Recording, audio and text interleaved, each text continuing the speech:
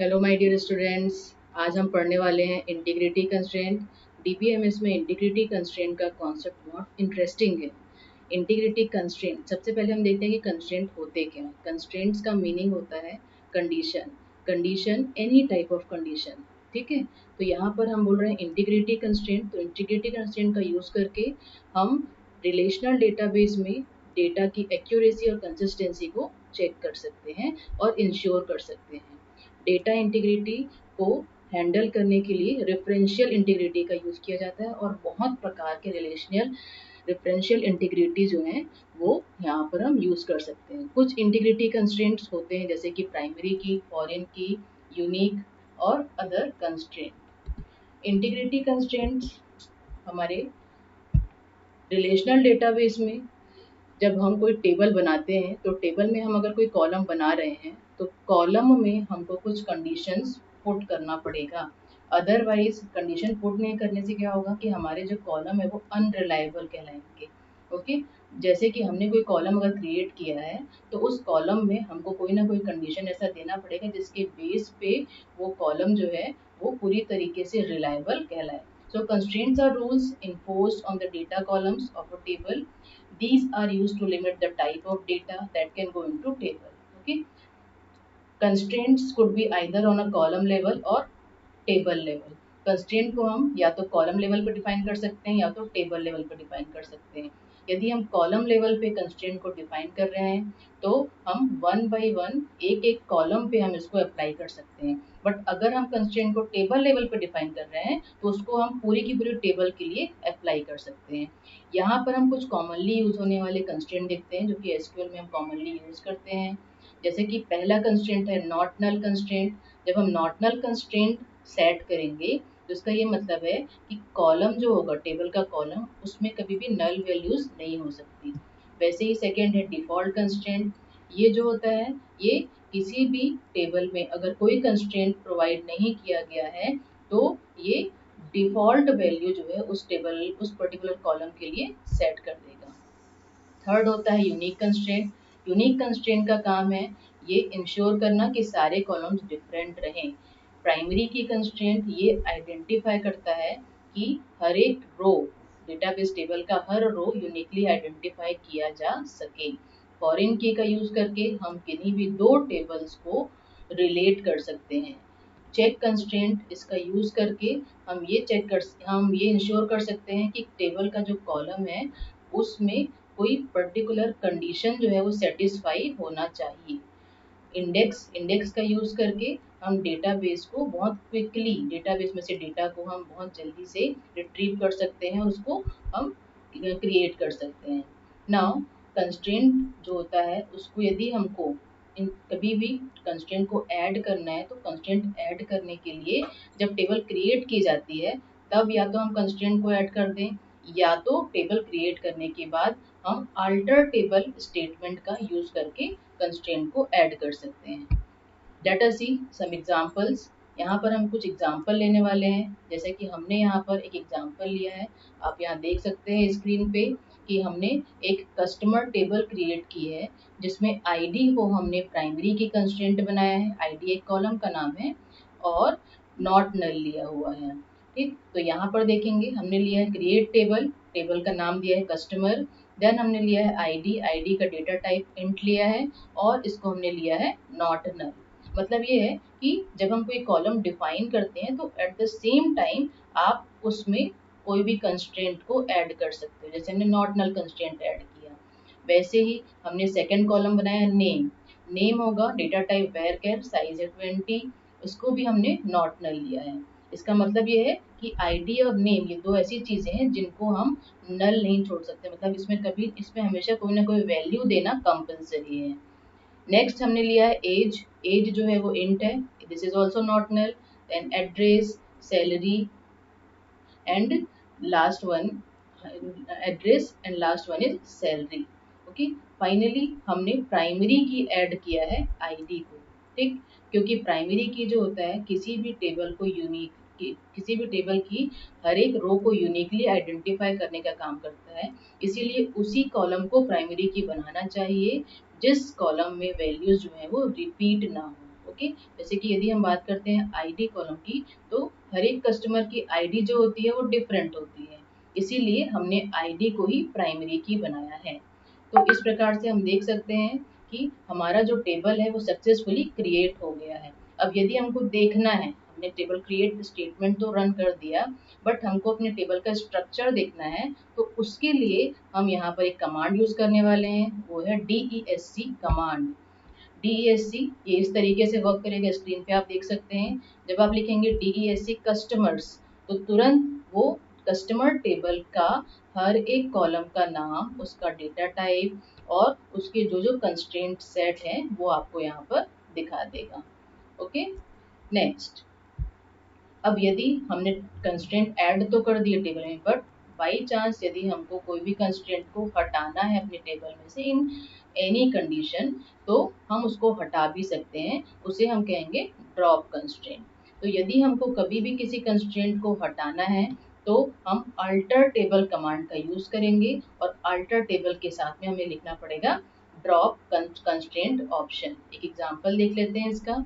Suppose हमने एक employ table बनाई थी, एम्प्लॉय टेबल में हमने कोई कंस्ट्रेंट्स ऐड किए थे। ओके, सपोज हमने एम्प्लॉय पीके नाम का एक प्राइमरी की बनाया था, अब हमको उस प्राइमरी की को एम्प्लॉय टेबल से हटाना है, तो हम यहाँ पर अल्टर टेबल एम्प्लॉयज, देन हम लिखेंगे ड्रॉप कंस्ट्रेंट, और जिस भी कंस्ट्रेंट को हटाना है, एम्प्लॉय पीके इस नाम का प्राइमरी की बना था, इसको हटाना है, तो यहाँ पर उस कंस्ट्रेंट का हम नाम स्पेसिफाई कर देंगे। Some implementation may provide shortcuts for dropping certain constraint. कुछ implementations होते हैं डेटाबेस के, जहाँ पर हम कुछ जो आपके कंस्ट्रेंट हैं उसको शॉर्टकट के फॉर्मेट में या शॉर्टकट इसके लिए प्रोवाइड किया जाता है उनको हटाने के लिए। फॉर एग्जाम्पल, जो हमारा ओरेकल डेटाबेस होता है, यदि उसमें हमको टेबल में से कोई कंस्ट्रेंट को हटाना है, तो हम simple alter table table name लिख करके हम ड्रॉप करके प्राइमरी की लिख देंगे। ओके, जैसा कि स्टेटमेंट में यहाँ पर दिख रहा होगा आपको, alter table employees drop primary की। तो ये डिपेंड करता है कि आप RDBMS में, आपका RDBMS जो है वो किस तरीके का इम्प्लीमेंटेशन को सपोर्ट कर रहा है। इसके अलावा कुछ इम्प्लीमेंटेशन ऐसे होते हैं जहाँ कंस्ट्रेंट को पूरी तरह से डिलीट ना करके उनको हम सिर्फ डिसेबल भी कर सकते हैं। ओके, परमानेंटली डिलीट करने के बजाय उनको हम डिसेबल कर देंगे, ताकि जरूरत पड़ने पर हमको वापस फिर से हम उसको इनेबल कर सकें। नेक्स्ट हमारा टॉपिक है एसक्यूएल का, operators in SQL. Okay, operators, क्योंकि एसक्यूएल एक लैंग्वेज है, और लैंग्वेज में हम बहुत सारे अलग अलग टाइप के स्टेटमेंट्स का यूज कर रहे हैं, कई बार हमको कंडीशन चेकिंग की भी जरूरत पड़ती है। तो इस प्रकार से जो भी आपको स्टेटमेंट्स यूज कर रहे हो, हर स्टेटमेंट में आपको कोई ना कोई ऑपरेटर यूज करना होता है। तो following are the operators used in SQL: arithmetic operators, comparison operator, logical operators, and operators used to negate condition. Let us see them one by one. First of all, we will see SQL arithmetic operators. आप सभी को पता है arithmetic operators कौन कौन से होते हैं। Simply use होने वाले arithmetic operator है addition, subtraction, multiplication और division.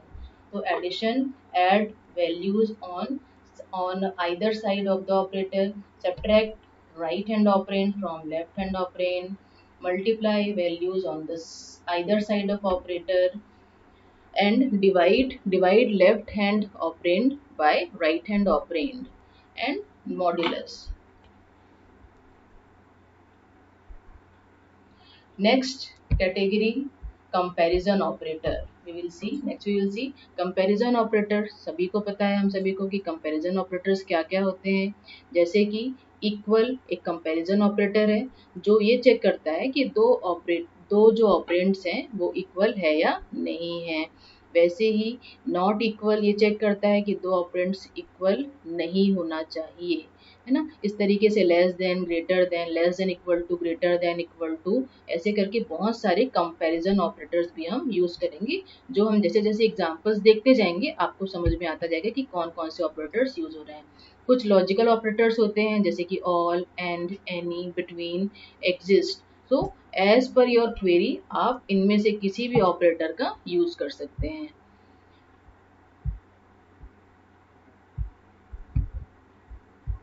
आगे ऑपरेटर्स जो हैं, जिन भी ऑपरेटर्स को आप यूज़ कर रहे हैं, ज़रूरी नहीं है कि सारे जो आपके एसक्यूएल हैं या सारे जो आपके आरडीबीएमएस हैं वो इन सारे ऑपरेटर्स को सपोर्ट करें।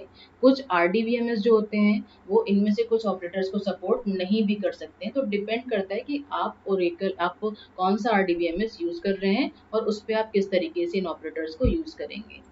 नेक्स्ट बहुत ही इम्पॉर्टेंट हमारा एक क्लॉज हम देखने वाले हैं, या इसको हम कमांड भी कह सकते हैं, ये है order by command. SQL order by command, इसका यूज़ करके हम जो एसक्यूएल जो आपका डेटाबेस है, जो टेबल बना हुआ है, उसके टेबल के कंटेंट को या उसके डेटा को हम असेंडिंग या डिसेंडिंग ऑर्डर में सेट कर सकते हैं या अरेंज कर सकते हैं। कुछ डेटाबेस जो होते हैं वो बाय डिफ़ॉल्ट जो क्वेरी का रिजल्ट आता है उसको असेंडिंग ऑर्डर में सेट करके ही आपको दिखाते हैं। बट यदि आपको उसको डिसेंडिंग ऑर्डर में दिखना है तो आपको उसको मेंशन करना पड़ेगा कि उसको डिसेंडिंग में आपको करना है। तो इसका बेसिक सिंटेक्स देख लेते हैं। सबसे पहले लिखना होगा सेलेक्ट, सेलेक्ट हमारा स्टेटमेंट। सेलेक्ट के बाद में कॉलम लिस्ट, ओके, मीन्स कौन कौन से कॉलम आपको देखना है, उन कॉलम की लिस्ट हम यहाँ पर लिख देंगे। फ्रॉम टेबल नेम लिखेंगे, उसके बाद में वेयर में हम कंडीशन डाल देंगे कि किस कंडीशन के बेस पे हमको यहाँ पर देखना है अपना रिजल्ट। देन हम लिखेंगे एट लास्ट ऑर्डर बाय, है ना। ऑर्डर बाय तो किस कॉलम के ऑर्डर बाय मतलब किस कॉलम के अनुसार हम उसको अरेंज करना चाहते हैं। तो ऐसे मोर देन वन कॉलम भी यहाँ पर आप डाल सकते हैं, और किस ऑर्डर में अरेंज करना है, असेंडिंग या डिसेंडिंग, वो भी आप यहाँ पर मेंशन करोगे। तो ऑर्डर बाय में हम मोर देन वन आपके जो कॉलम्स हैं वो ऐड कर सकते हैं। एक बहुत ही सिंपल से इसका एग्जांपल हम देख लेते हैं इस तरीके से। जैसे कि हम एक टेबल ले लेते हैं, हमारे पास एक कस्टमर नाम की टेबल है। देखिए इस तरीके से है वो कस्टमर टेबल, उसमें ID, name, age, address, salary, ये सारे कॉलम्स बने हुए हैं। ओके, नाउ इस कॉलम में हम ऑर्डर बाय क्लॉज को इम्प्लीमेंट करने वाले हैं। तो हम यहाँ पर सिंपली हमको लिखना होगा सेलेक्ट स्टार फ्रॉम कस्टमर। इसका मतलब वो स्टार क्यों लगाते हैं, लास्ट क्लास में मैंने इस चीज़ को बताया था। स्टार मीन्स ऑल, मतलब यदि हमको कस्टमर टेबल के सारे रिकॉर्ड को देखना है तो हम यहाँ पर स्टार का यूज़ करेंगे। ओके, तो हमको यहाँ पर कस्टमर टेबल में सारे रिकॉर्ड्स को देखना है। ऑर्डर बाय नेम सैलरी, इसका मतलब ये हुआ कि नेम और सैलरी इन दो कॉलम के बेस पे हम इसको अरेंज करने वाले हैं। ओके, तो हमने यहाँ पर कोई भी अरेंजिंग का मेथड नहीं दिया है कि हमको उसको असेंडिंग में करना है कि डिसेंडिंग में करना है।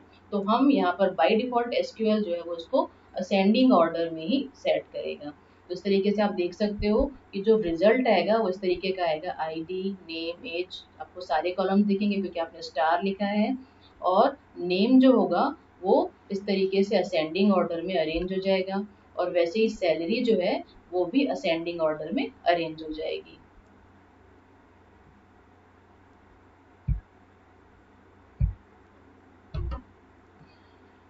एक और यहाँ पर एग्जांपल देख लेते हैं कि डिसेंडिंग में यदि आपको अरेंज करना है तो उसको कैसे किया जाए। तो सिंपली आपको यहाँ पर ऑर्डर बाय नेम लिखना है और लास्ट में आपको एक वर्ड कीवर्ड यूज कर देना DESC, it is for descending.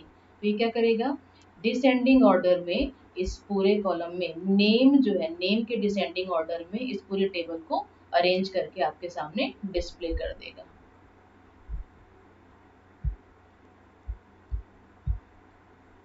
चलिए अब नेक्स्ट क्लॉज में आ जाते हैं, ग्रुप बाय क्लॉज।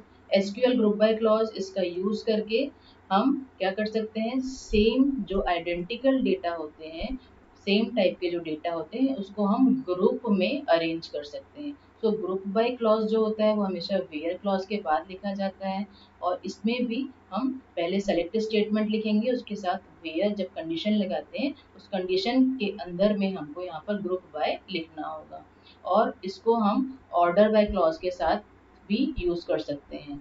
इसका सिंटेक्स देखते हैं यहाँ पर। इसका जो सिंटेक्स है उससे आपको समझ में आ जाएगा कि ये जो ग्रुप बाय क्लॉज है ये कैसे वर्क कर रहा है। आपको सिंपली यहाँ लिखना है सेलेक्ट, है ना, column 1, column 2 etcetera from table name लिखोगे, उसके बाद में वेयर के बाद में कंडीशन लिखना है, उसके बाद में लास्ट में देखिए सेलेक्ट फ्रॉम वेयर, उसके बाद में ग्रुप बाय का यूज करना है, और फाइनली आप चाहें अगर आपको ज़रूरत है तो आप ऑर्डर बाय का यूज़ करोगे, और इस तरीके से ये आपका दिखेगा। इसका एग्जांपल देख लेते हैं किस तरीके से ये वर्क करेगा। तो यहाँ पर हम एक हम एक एग्जांपल टेबल ले लेते हैं। अगेन कस्टमर टेबल हम यहाँ पर ले रहे हैं। सो कस्टमर टेबल में हम क्या कर रहे हैं, select name sum salary from customer group by name. यहाँ पर देखिए एक सम सैलरी नाम का एक फंक्शन यूज किया हुआ है, इसके बारे में हम आगे डिस्कस करने वाले हैं। इसका मेन जो काम होता है, इसका मेन फंक्शन है सम सैलरी का, कि ये सम या फिर ऐड का काम करता है। इसके बारे में आगे हम डिस्कस करेंगे नेक्स्ट स्लाइड्स में। अभी फिलहाल हम ग्रुप बाय पे ही कंसंट्रेट करते हैं। सो ग्रुप बाय नेम हमने लिखा हुआ है। सो ये क्या करेगा कि जो नेम है, सेम टाइप के जो नाम है, सेम या सेम नेम है, उसके अकॉर्डिंग यहाँ पर ये सैलरी की ग्रुपिंग कर देगा, ग्रुप बाय क्लॉज।